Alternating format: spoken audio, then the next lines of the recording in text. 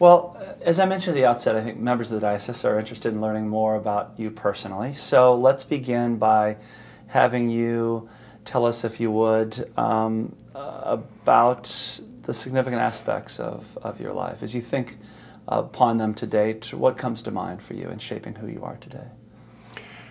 Well, I was born in Cleveland, Ohio. I was cradle Orthodox, baptized at St. Theodosius Cathedral. And my parents didn't really go to church that often, and I didn't really attend. And then when I was about 12 years old, our parish priest, Father Stephen Jula, started a parish outside of Cleveland, and we joined there, and I got more involved. My parents got more involved and began reading the epistle and getting much more involved in the church. And actually, after graduation from high school, I was planning to join the Marine Corps, and I always had thoughts of being a priest, maybe a chaplain at some point. And I visited the seminary in Johnstown, Pennsylvania, and I met Bishop John, who was the bishop at the time, who said to me, "Why don't you be a soldier for Christ?"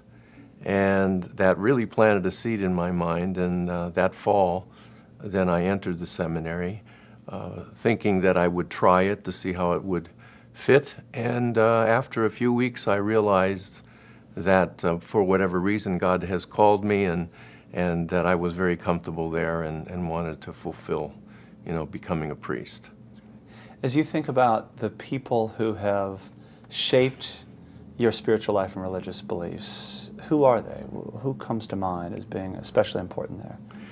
Well, of course, Bishop John, the bishop who ordained me, actually, my parish priest, Father Stephen Jula, and my parents also.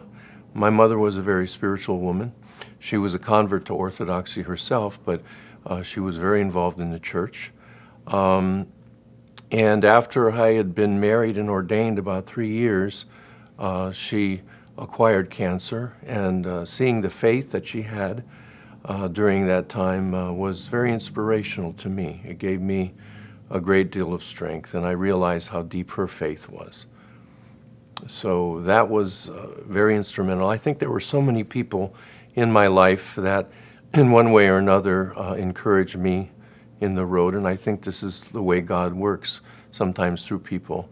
I remember a man in the church commenting how, I read the epistle well, and did you ever think about becoming a priest? And I think that's important with young people, that they're even asked that question, that may begin to have them think about it, especially young men who may not maybe even think about being a priest, but if someone asks them that question, that sometimes spurs them along.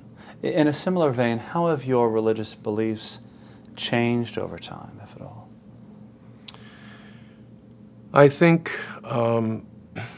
they have grown stronger due to the life experiences that I've had.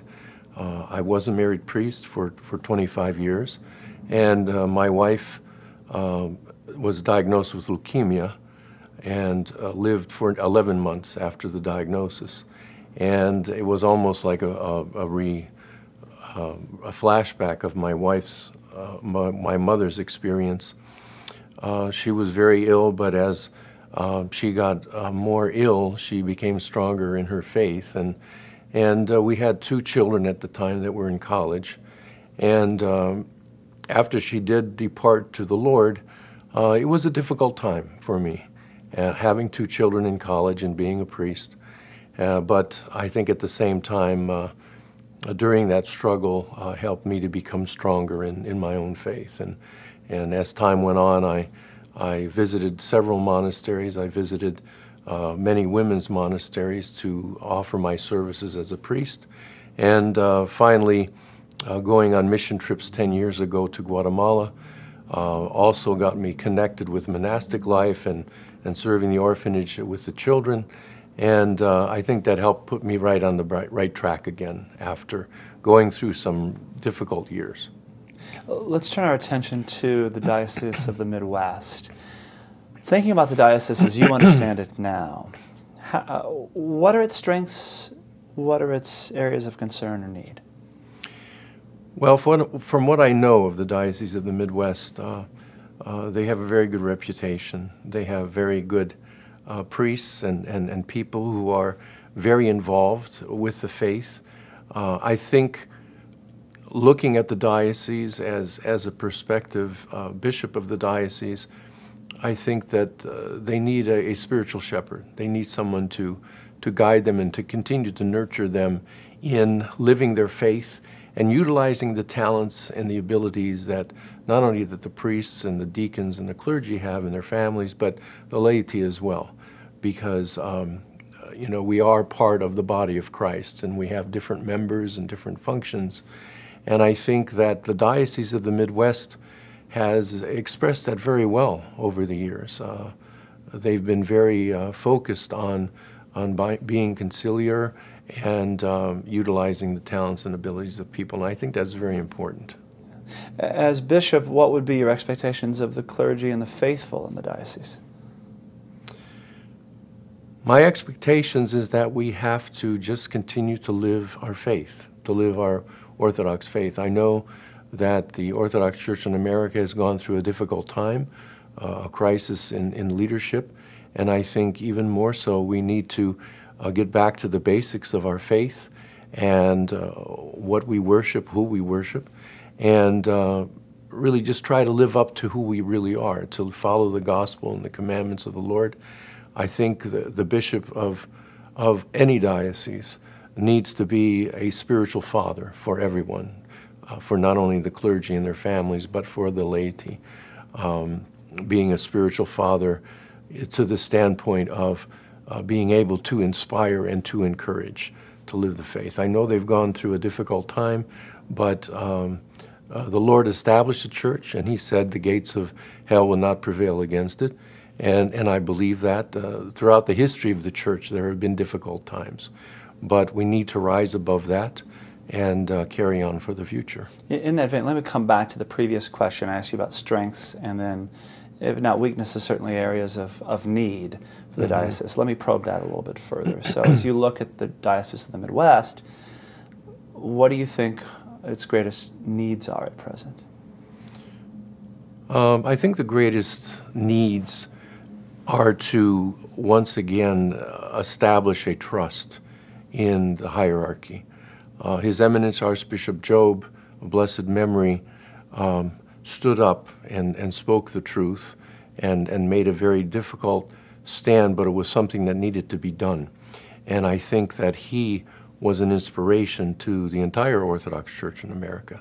And I would hope to see, you know, to try to live up to that myself if I were elected the bishop, that we need to continue to grow in our faith. And I know one of the strengths of the Diocese of the Midwest is its mission work and the mission parishes that they have. And I've had that experience. I started a mission parish 35 years ago that still exists to this day. I'm currently serving a mission parish right now. And at the same time, I served the parish that was 100 years old. So I know both of those aspects. But I think each church and each priest needs to realize that we are mission priests, we are mission parishes, that Christ's commission to us is not something that was a one-time thing, but that we have to continue to do that. So I think we need to keep that perspective in the Diocese of the Midwest, to continue to reach out to others, to evangelize, to let the light of Christ shine before others. And that can be done by living our faith to the utmost, each and every one of us as individuals.